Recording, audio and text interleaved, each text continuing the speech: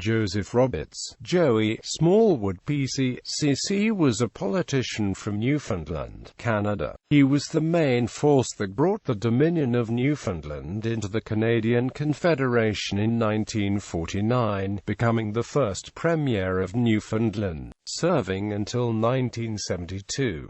As Premier, he vigorously promoted economic development, championed the welfare state, and emphasized modernization of education and transportation. Smallwood abandoned his youthful socialism and collaborated with bankers, turning against the militant unions that sponsored numerous strikes. The results of his efforts to promote industrialization were mixed, with the most favorable results in hydroelectricity, iron mining and paper mills.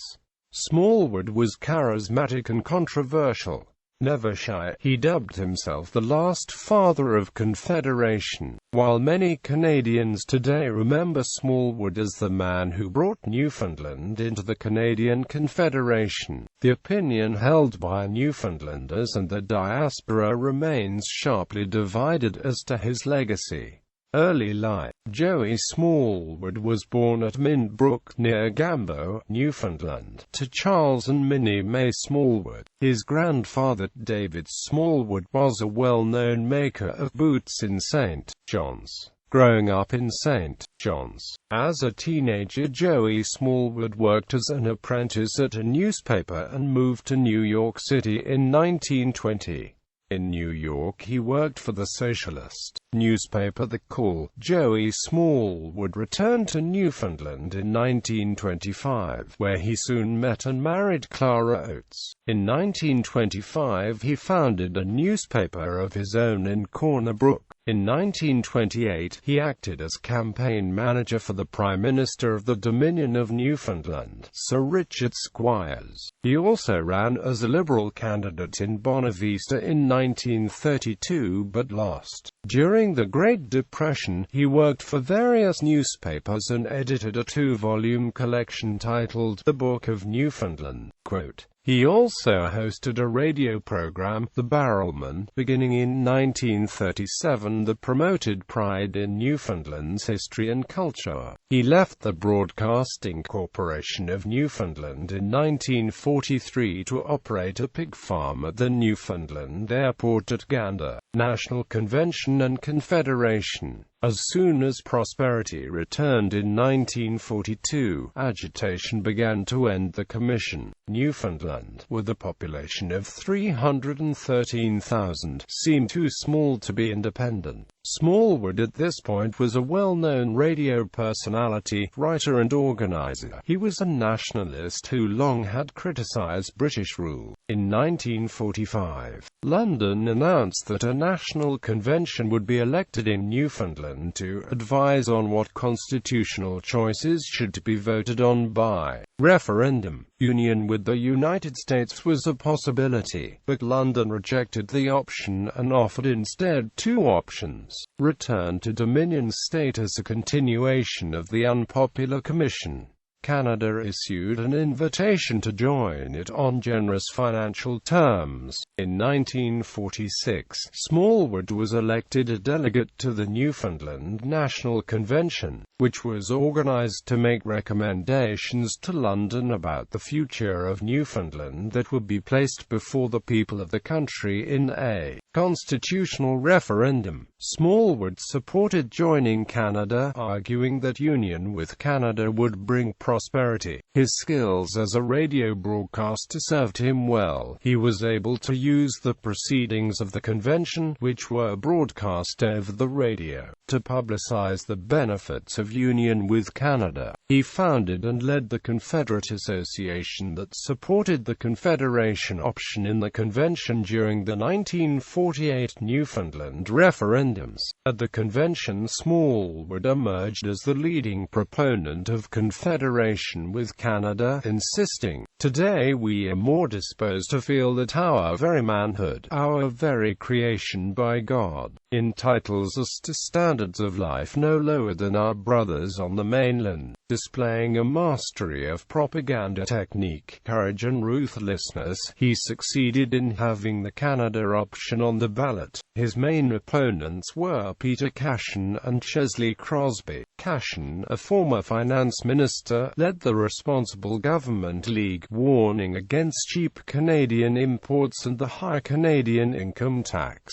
Crosby, a leader of the fishing industry, led the Economic Union Party, seeking responsible government first, to be followed by closer ties with the United States, which could be a major source of capital. Smallwood carried his cause in a hard-fought referendum and a runoff in June and July 1948, as the decision to join Canada carried 77,869, as against 71,464, or 52.3%. A strong rural vote in favor of Canada overwhelmed the pro-independence vote in the capital of St. John's. The Irish Catholics in the city desired independence in order to protect the parochial schools, leading to a Protestant backlash in rural areas. The promise of cash family allowances from Canada proved decisive. Smallwood was a member of the 1947 Ottawa delegation that negotiated the terms of union with Canada. He also created yet another newspaper, The Confederate, to promote Confederation. The 1948 referendums resulted in Confederation being approved, and in 1949, as leader of the Liberal Party, Smallwood was elected Premier of the new province. Premiership. Smallwood ran Newfoundland virtually unchallenged for 23 years. He governed with large majorities for virtually his entire tenure. During his first 6 terms he never faced more than 8 opposition MHAs. He vigorously promoted economic development through the Economic Development Plan of 1951, championed the welfare state, and attracted favorable attention across Canada. He emphasized modernization of education and transportation to attract outsiders, such as German industrialists, because the local economic elite would not invest in industrial development. Although he had socialist leanings in his youth, he often sided with bankers and became hostile to the militant unions that sponsored numerous strikes. He relied heavily on the expertise of German industry in his repeated attempts to industrialize Newfoundland in the post-Confederation period. His efforts to promote industrialization were a mixed bag, with the most favorable results in hydroelectricity, iron mining, and paper mills. He was also willing to side with corporations in his drive to industrialize the province. He granted foreign companies concessions to encourage development and even intervened in a labor dispute in 1959. The International Woodworkers of America had struck to get higher wages and better working conditions in the logging camps. In a controversial move, Smallwood decertified and effectively made the union illegal, replacing it with a government-sponsored union. During his long career as premier, Smallwood was often accused of being autocratic and self-aggrandizing. He brought libel suits against the Telegram and would threaten to pull government advertising over stories. He kept a very tight rein on his ministers, regarding them as extensions of his own authority rather than his colleagues. Additionally, the House of Assembly did not have a question period, unlike most other provincial legislatures. His autocratic tendencies increased as the 1960s wore on. Smallwood announced his retirement in 1969, only to change his mind and run for the leadership against John Crosby. In the ensuing contest, Smallwood would send cabinet ministers to delegate selection meetings with notebooks, detailing who voted for which slate of delegates and who would bring Crosby delegates to his residence, forcing them to sign affidavits supporting Smallwood's leadership.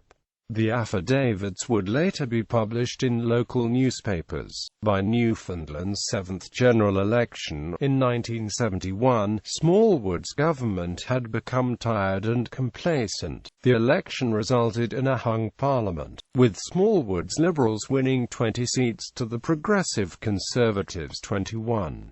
The Labrador Party's lone MHA, Tom Burgess, threw his support to Smallwood, resulting in a 3-month deadlock. However, under the threat of a revolt in his own caucus, Smallwood was forced to resign in January 1972 in favor of the PC's Frank Moores. Smallwood was voted out as Liberal leader soon afterward. In 1975, he took most of his followers into the Newfoundland Reform Liberal Party, which elected 4 candidates in that year's election. He retired for good at the end of the term.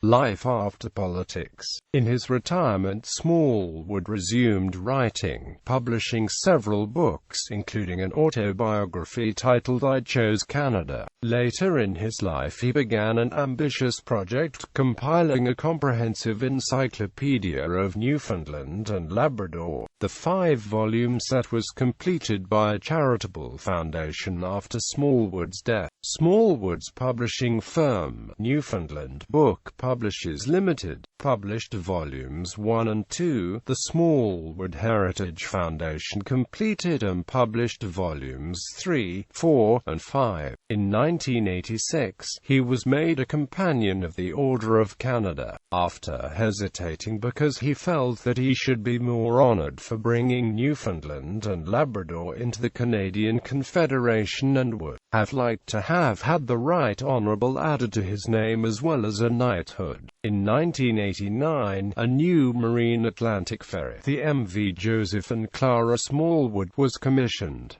It was decommissioned in 2011. On December 17, 1991, only a week before his 91st birthday, he died and was buried at Mount Pleasant Cemetery in St. John's, Newfoundland. His wife Clara, who died in 1994, is buried beside him.